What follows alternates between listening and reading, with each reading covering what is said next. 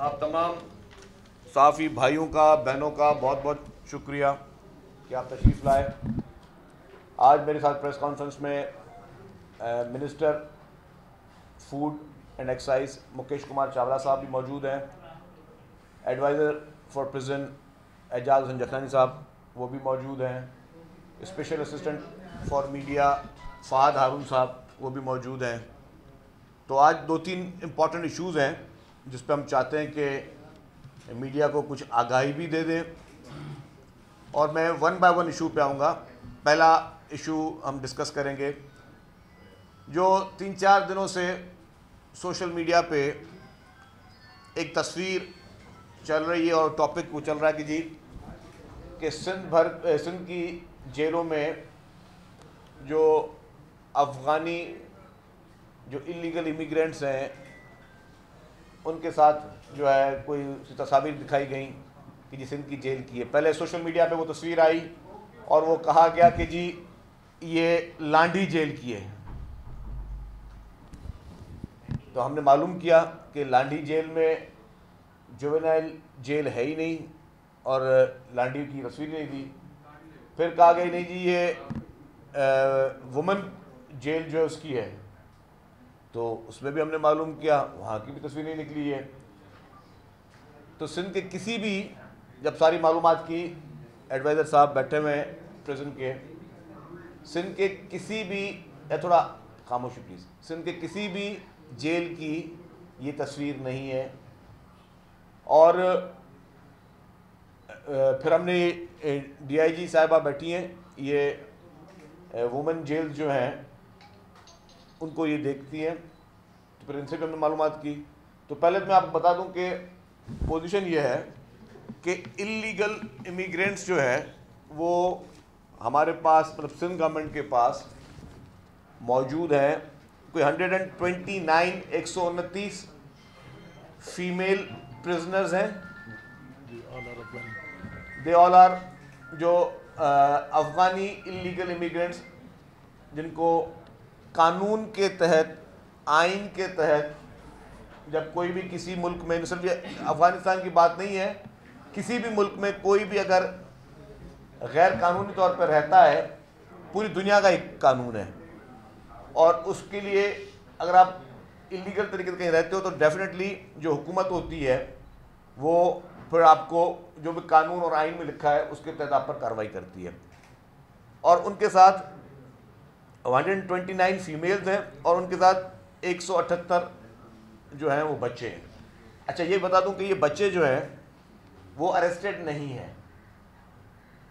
जो हमारा कानून है वो कानून ये कहता है कि जी अगर कोई भी खातून जो है जिसकी औलाद है और वो अगर 7 साल से कम उम्र की है तो उसको अपनी माँ के साथ रहने का इजाज़त दी जाए।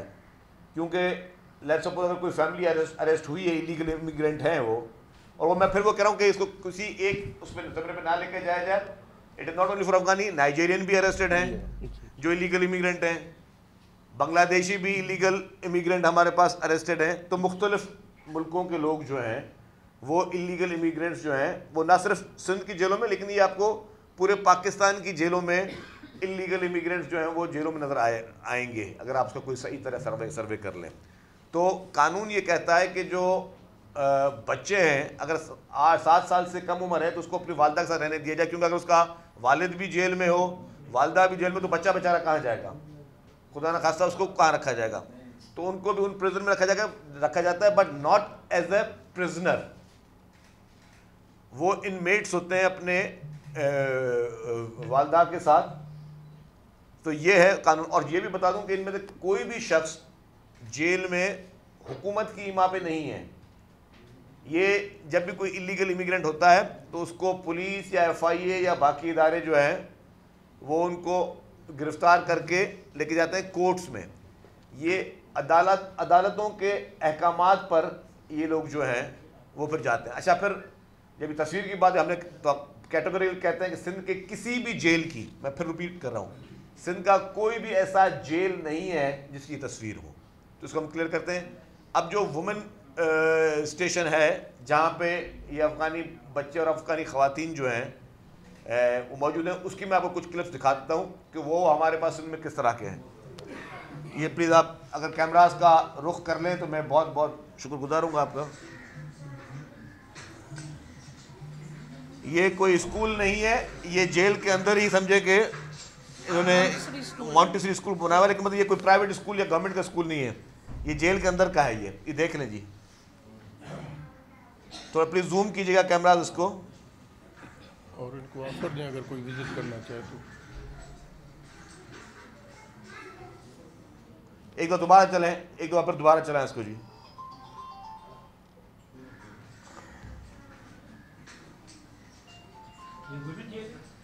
ये वुमेन जेल कराची में है, जहां पर ये मासूम बच्चे जो हैं इनको तालीम भी दी जा रही है और प्रॉपर जो है खाना दिया जाता है, रिहाइश की सहूलत दी जाती है और वो उनको मेडिकल फैसिलिटीज़ भी जो हैं वो प्रोवाइड की जाती हैं। अच्छा, अब जेल का जो बाकी आप देख लें ये वीडियो, ये जेल के अंदर है जैसे आप कहते हैं।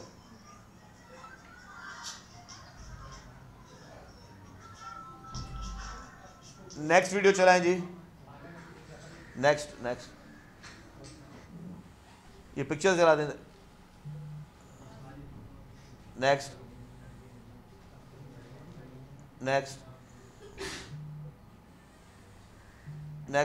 अब देखिए ये जेल के अंदर के जो होते हैं जो बैरक्स हैं, ये बैरक्स में इनको इस तरह की सिंध में जो है वो ख़वातीन को इस तरह रखा जाता है।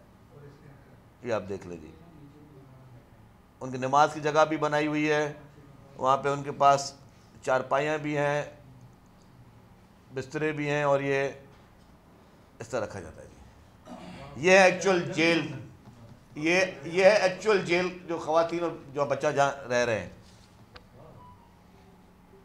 यहीं पे होल्ड कीजिएगा, देख लीजिए इसको दोबारा से। नेक्स्ट। अच्छा खैर, अब इसके बावजूद इस पर मैं ज़्यादा अब जितना मुझे एक्सप्लेन करना था वो पोर्शन एक्सप्लेन कर दिए।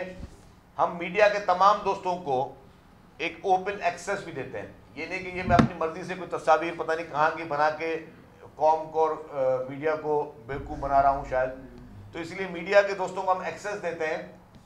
ये एडवाइज़र टू प्रिजन जो है एजाज जखरानी साहब मौजूद हैं, DIG साहबा मौजूद हैं, कि जब भी आप लोग चाहें विजिट करना चाहें। और मेरी ये मशवरा होगा कि आज इस प्रेस कॉन्फ्रेंस के बाद अगर आप लोग, क्योंकि ये एक सोशल मीडिया पे इशू रेज हुआ है, तो मेरी गुजारिश होगी कि आज इस प्रेस कॉन्फ्रेंस के बाद अगर आप लोग मिनिस्टर साहब के साथ जेल विजिट करना चाहें, ये चीज़ें जो अभी सिर्फ दिखाई गई हैं इसको फिजिकली खुद मॉनिटर करना चाहें, अपने कैमरास के जरिए दिखाना चाहें तो भले दिखा। लेकिन मेरे से एक गुजारिश होगी कि उसमें कोशिश कीजिएगा कि इन प्रिजनर्स यानी बच्चों की पिक्चर्स को ब्लर कर दें, ज़्यादा बेहतर होगा कि मुनासिब नहीं लगता किसी के आप जाके जेल में जाके पिक्चर करें, वीडियो करें।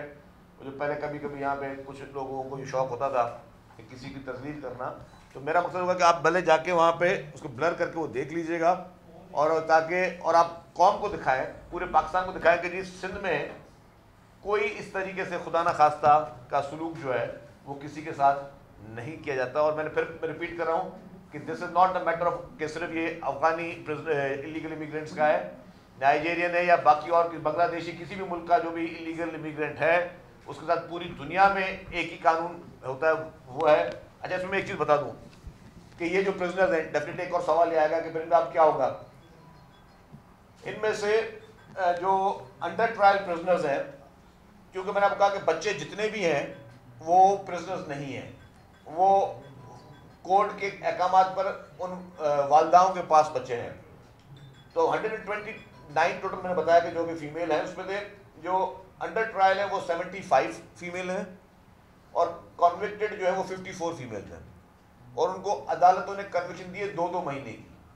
ठीक है, अब इनकी ख़त्म हो रही है कॉन्विक्शन जो है वो जनवरी में, तो जनवरी में जो 54 ख़वातीन हैं और इनकी वो काउंट भी होती है जिस दिन से वो अरेस्टेड हैं, तो जो 54 ख़वातीन हैं और उनके साथ जितने बच्चे होंगे उनको हुकूमत सिंध वफाकी हुकूमत के कहने पे उनको डिपोर्ट करेगी। ठीक है, वो डिपोर्ट हो जाएंगे। ये नहीं कि इनको कोई बहुत बड़ी सज़ा है और खुदा न खास्ता किसी अजियत में बैठे हों, लेकिन जो अदालत ने आइन और कानून के मुताबिक उनको सज़ा दी है 2-2 महीने की, किसी को भी 2 महीने से ज़्यादा की सज़ा नहीं है, तो 2-2 महीने की सज़ा है। उसके बाद इन लोगों को डिपोर्ट किया जाएगा और ये अपने मुल्क जाएँ और जाके अपने मुल्क में वापस एक क़याम पज़ीर हो। तो ये है पूरी चीज़ की स्टोरी जो आपको देनी थी। अब दूसरा इशू है, इस वक्त महंगाई का मुल्क में एक डेफिनेटली तूफ़ान है। दुनिया भर में महंगाई, लेकिन इन्फ्लेशन पाकिस्तान में ज़्यादा जो आपकी फाइनेंशियल पोजीशन है वो कोई आइडियल नहीं कहा जा सकता। Definitely it's that domain of federal government, but beside this कि उन सारी चीज़ों देखते हुए हुकूमत सिंध जो भी बेहतर से बेहतर कर सकती है सिंध में रहने वाले लोगों के लिए, वो हुकूमत उसकी कोशिश कर रही है। और इन क्राइसिस के सूरत हाल के बावजूद अरबों रुपए की सब्सिडी देकर, और वो सब्सिडी हुकूमत ने भरी है जो कि अवाम को डायरेक्ट मिल रही है और उन लोगों को जो कि ज़्यादातर मुस्तहक हैं या जो कि नॉन अफोर्डिंग हैं। आज भी 65 रुपये फ़ी किलो आटा सिंध भर में फराहम किया जा रहा है, मुख्तलिफ स्पॉट्स पे मिल रहा है, उसकी तशहीर पहले भी की गई है। और पूरे पाकिस्तान में वाहिद सूबा सिंध है जो इस वक्त 65 रुपये फ़ी किलो आटा नॉन स्टॉप दे रहा है। रोज़ाना 10-10 किलो का एक बैग है आटे का, तो रोज़ाना 5.25 लाख ख़ानदानों को ये 65 रुपये पर केजी आटा गवर्नमेंट ऑफ सिंध जो है वो दे रही है, 5.25 लाख डेली की बुनियाद पे। और आप ये दे रहे हैं अक्टूबर से? जी सर, सितंबर के आखिरी 10 दिनों से। हाँ, सितंबर 15 के बाद से शुरू की है सप्लाई और मार्च तक की हमारी, मार्च 15 तक ये सप्लाई जारी रहेगी। तो ये 6 महीने पूरे, हालांकि इसमें मुख्तलिफ जगहों पर बहुत महंगा आटा है, लोग जो है वो महंगा आटा बेच रहे हैं, उस पर भी डिपार्टमेंट का काम कर रहा है। लेकिन क्योंकि वो, फिर मैंने पहले भी कहा था, फिर दोबारा कह रहा हूँ कि आप अगर समझते हैं कि आप अफोर्ड नहीं कर सकते महंगा आटा, तो आप गवर्नमेंट के इन स्टॉल से परचेजिंग करें। अगर आप बड़े स्टोर्स पे जाएंगे, फैंसी स्टोर्स पे जाएंगे, एयर कंडीशन किस्म के स्टोर्स पे जाएंगे, बड़े मॉल्स में जाएंगे, तो डेफिनेटली वहाँ का आटा महंगा है। लेकिन government of Sindh food department खुसूसी तौर पर ये मेक श्योर कर रहा है कि डेली नॉन स्टॉप ये सप्लाई जारी रहे।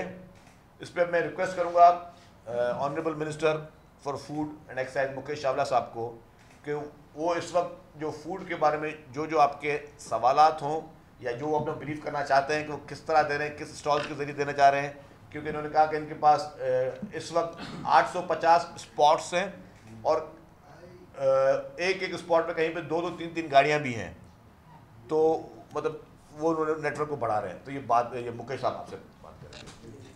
थैंक यू वेरी मच जी। पिछले दिनों से जैसे ये आटे की क्राइसिस के ऊपर बातचीत हो रही है मीडिया में भी और हर जगह, तो ओवरऑल मैं शुरू करूँगा कराची से लेकर कश्मीर तक की बात करूँगा। कराची में बाय इटसेल्फ 198 पॉइंट्स हैं हमारे डिफरेंट जगहों पर, उसमें दुकानें भी हैं और कुछ हैं मोटर व्हीकल पॉइंट्स, जिसमें ट्रकें, कहीं 2 ट्रकें, कहीं 3 ट्रकें, मतलब उस एरिया में डिस्ट्रीब्यूट है यूसी वाइज 198, और फी ट्रक में कहीं 600 कहीं 800 बोरियां होती हैं। उस हवाले से 1.25 लाख बोरी बाय इटसेल्फ खाली कराची को प्रोवाइड की जाती है पर डे के हिसाब से। तो आप समझें तकरीबन 50 लाख के करीब बैग महीने के, जो 65 रुपये के हिसाब से 10 kg वाले 50 लाख के करीब बैग खाली कराची को सप्लाई होते हैं। और जो डेली के बाकी के जो 3-3.5 लाख बैग हैं, उसमें हैदराबाद, मीरपुर खास, सक्कर, लाड़काना, सारे सिंध के डिवीजन मौजूद है और ये ईज़िली अवेलेबल है। काफ़ी शिकायत हमें पहले हैदराबाद से आई थी कि आपके पॉइंट्स बहुत कम है, रश बहुत लगता है, उधर हमने बढ़ाकर 20 पॉइंट्स कर दिए। कराची में भी अभी रिसेंटली शिकायत आई, उस नेटवर्क को हम और बढ़ा रहे हैं और तेज़ कर रहे हैं। और जहाँ तक क्वालिटी आटे की है, कि अगर इसकी क्वालिटी ख़राब होती तो दिन के 5.25 लाख बैग क्यों खरीदते लोग? 5.25 लाख बैग क्यों खरीदते लोग अगर आटा खाने वाला नहीं होता? आपको प्रेस क्लब पर भी हमने गाड़ी भेजी थी, आई थिंक प्रेस क्लब वालों ने भी ये आटा ट्राई किया था और मीडिया वाले भाई बैठे, उन लोगों ने उसकी रोटी भी खाई। तो आटे की क्वालिटी बहुत अच्छी है। ये कहना कि ये आटा खाने वाला नहीं है, ये सरासर नाजायज़ी है। और जहाँ तक सब्सिडी की बात की, गवर्नमेंट इतनी सब्सिडी मैं आपको बता दूं, जो वीट में दे रही है, थर्ड में भी नहीं दी है। थर्ड में भी इतनी इन्वेस्टमेंट नहीं हुई है जो हर साल वीट की मद में सिंध गवर्नमेंट सब्सिडी दे रही है गरीब लोगों को। जहाँ तक बात है मीडिया के थ्रू, मैं मीडिया को भी रिक्वेस्ट करूंगा, अगर आप और पॉइंट्स हमें बताएं, अगर आप समझते हैं कि और पॉइंट्स इधर ये इंक्रीज की जाए, तो सिंध गवर्नमेंट फूड डिपार्टमेंट हर वक्त 24 घंटे हाजिर है। आप मुझे डायरेक्ट कॉल कर लें, या मुझे व्हाट्सएप कर दें, या शर्जील साहब को कर दें, या सेक्रेटरी फूड को कर दें, हम इसको और इजीली अवेलेबल करेंगे। अच्छा, ये बताइएगा कि हालिया जो सर्वे आया है उसमें पाकिस्तान को जो 3 बड़े चैलेंजेस का सामना है, उनमें एक चैलेंज गैर कानूनी तारकीन वतन अफगानियों का बाकायदा लिखा हुआ है उसमें कि तीसरा बड़ा चैलेंज पाकिस्तान के बॉर्डर और अफगानियों का है। और ये इशू मुख्तलिफ वक्तों में उठता आ रहा है। पहले भी आपको याद होगा कि इस इशू की वजह से सिंध हुकूमत पर तनकीद हुई और गैर कानूनी तारकीन वतन यहाँ पर स्ट्रीट क्रिमिनल्स और मुख्तलिफ मामला में इन्वॉल्व है। तो आखिर सिंध हुकूमत इस मामले का कब मुस्तकिल हल करेगी, क्योंकि ये मामला तो आप आए दिन आपके सर का दर्द बनता जा रहा है और कौमी सलामती का भी मामला होता जा रहा है। देखिए जी, कोई भी मुल्क चलता है आइन और कानून के मुताबिक। जो हमारे मुल्क का आइन पाकिस्तान और हमारा कानून कहता है, हम उसी को 100% फॉलो करेंगे। ये बात बिल्कुल क्लियर मैसेज है कि कोई भी इलीगल इमिग्रेंट होगा, चाहे वो किसी भी नेशन का हो, मैं सिर्फ किसी एक नेशनल की बात नहीं कर रहा, कोई भी शख्स किसी भी नेशनलिटी रखता हो और वो यहाँ पे पाकिस्तान में बग़ैर वीज़ा के इलीगली रह रहा है, तो डेफिनेटली ये कानून का काम है, ये उन ऑफिसर्स का काम है जिनको तनख्वाहें इस चीज़ की मिलती हैं कि आपने इस मुल्क को कानून के दायरे में रहकर चलाना है। आप दुनिया के कोई भी ऐसा मुल्क नहीं है जहाँ पे आप इलीगली जहाँ पे रह सको, गैर कानूनी तौर पर रह सको। और जहाँ तक आपने क्राइम की बात की, स्ट्रीट क्राइम की बात की, डेफिनेटली इस तरह के कुछ केसेस आए हैं और उसको केसेस को मेरिट पे देखा जा रहा है। केसेस को ये नहीं देखा जा रहा कि जी क्राइम करने वाला कौन है। क्राइम करने वाला किसी भी मुल्क का शहरी हो, कोई भी ज़ुबान बोलने वाला हो, अगर क्रिमिनल है तो उस क्रिमिनल के लिए जो कानून बना हुआ है उसी कानून की तरह से काम होगा। जिन अफगानी बच्चों की तस्वीर का रिपोर्ट वो भी कराची की है और सिटी कोर्ट के लॉकअप की तस्वीर है। दूसरा जानना चाहते हैं कि जो अफगान बच्चे और अफगान खवातीन सेंट्रल जेल कराची में कैद हैं, उनकी सूरत के उसमें तो जो 111 जो human right commission of Pakistan की रिपोर्ट है और ये तस्वीर उन्हीं की हैं, क्या उनकी रिपोर्ट और उनकी तस्वीर फैब्रिकेटेड है? उनकी रिपोर्ट में क्या बताया कि बच्चा जेल में यानी अफगान बच्चे जो है वो कैदी हैं और सजा याफ्ता हैं, वो कितनी उम्र के हैं और उनको क्या क्या सहूलियात दी जा रही है?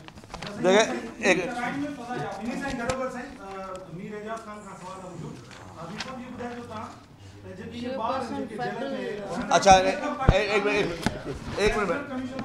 अच्छा जनाब, ये उनकी रिपोर्ट। अब मैं आपको बता दूँ जी, पहली बात ये कि बच्चा कोई भी कॉन्विक्टेड नहीं है, ये बात मैं क्लियर कर रहा हूँ, किसी भी बच्चे को सज़ा नहीं हुई है। ये बच्चे, मैं फिर रिपीट कर रहा हूँ, जो अपनी वालिदैन के साथ आए हुए हैं और फिर उनको अदालत ने, मतलब आपको पता कि जेल में किसी को भी बग़ैर अदालती अहकामात पर नहीं रखा जा सकता, चाहे वो अंडर ट्रायल हो या वो कॉन्विक्टेड हो।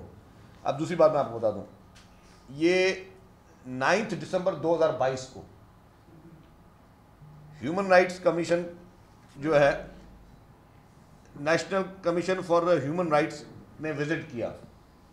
उस विज़िट का, अब अच्छा केस सवाल पूछे, ये मैं आपको ये दिखा भी देता हूँ उस विज़िट में उन्होंने क्या लिखा है।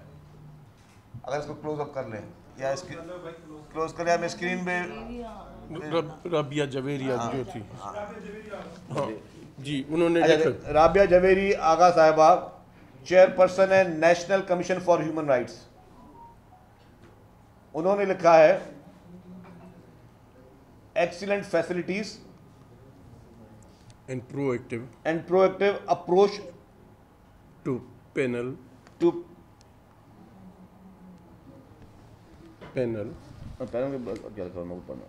forum नहीं राइटिंग से। फिर एक है सीमा जफ़र साहिबा, उनकी टीम कमेटी में। हाँ वो भी उनकी कमेटी में है।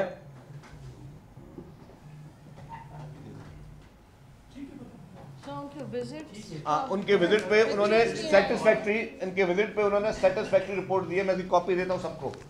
मैं आपको अभी जो है इसका व्हाट्सएप भी कर देता हूँ आप लोगों को कि ह्यूमन राइट जिसकी बात करें, उन्होंने कहा है कि जी जो प्रिजन है हमारे वुमेन प्रिजन जो हैं और उसमें जो ये इलीगल इमिग्रेंट रह रहे हैं उनको अच्छी फैसिलिटीज और प्रॉपर फैसिलिटीज दी जा रही है। सर वो इमरान खान को सादिक और अमीन करार देने पे सवालात उठ रहे बहुत ज़्यादा, और दूसरा नई ऑडियोज आई सर वो भी अजीबोगरीब बातें हो रही हैं। देखिए जी, मेरे ख्याल से आज हम एक निहायती अहम मौजू पे बात कर रहे हैं और उसमें अगर एक पाकिस्तान के फजूल तरीन इंसान, बेवकूफ़ तरीन इंसान और एक शख्स जो कि इस मुल्क को डुबोने के चक्कर में है और पूरी कौम उस मुल्क को बचाने के चक्कर में है। आप ये देख रहे होंगे कि इस वक्त मुल्क पाकिस्तान में आज भी पूरी हमारे मुल्क की इम्पोर्टेंट क़यादत जो है वो अहम इजलास कर रही है कि मुल्क को किस तरह हम अपने ट्रैक पर लेकर आए। और उसी जगह पर वो शख्स आज उसने कोई ऐलान किया कि सारे मुल्क में एहतजाज करो, धरने करो। मतलब वो पागल शख्स है, वो बेवकूफ़ शख्स है, वो पाकिस्तान का कभी साथी नहीं था, पाकिस्तान का भी हमदर्द नहीं था, उसको पाकिस्तान के साथ कोई मोहब्बत नहीं है। उसके स्टेक्स जो है वो यहूदी, इसराइल और इंडिया से उसके पूरे स्टेक्स के चल रहे हैं शख्स के। तो उसके कहने पे हम लोग जो है मैं समझता हूँ कि हमें डिट्रैक्ट नहीं होना चाहिए। मेरी आपसे गुजारिश होगी कि इमरान खान का इतनी भी वैल्यू नहीं है जितनी हमारे पास तो पाकिस्तान की वैल्यू है।